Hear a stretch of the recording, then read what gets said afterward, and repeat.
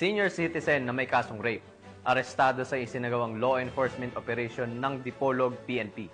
Patrolwoman Joyce Franco magbabalita.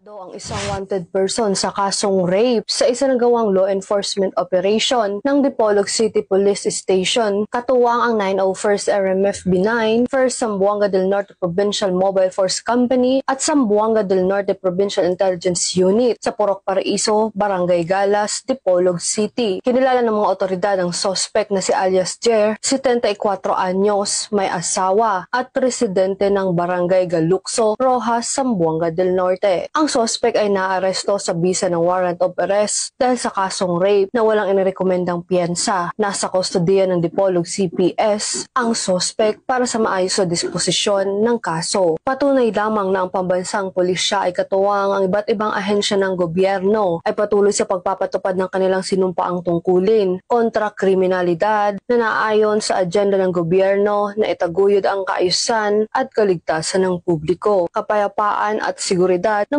magkaroon ng maunlad na isang bagong Pilipinas. Mula dito sa Zamboanga Peninsula, nagbabalita, ako ang inyong PNN correspondent, Patrolwoman Joyce Franco, alagad ng batas, tagataguyod ng balitang pulis.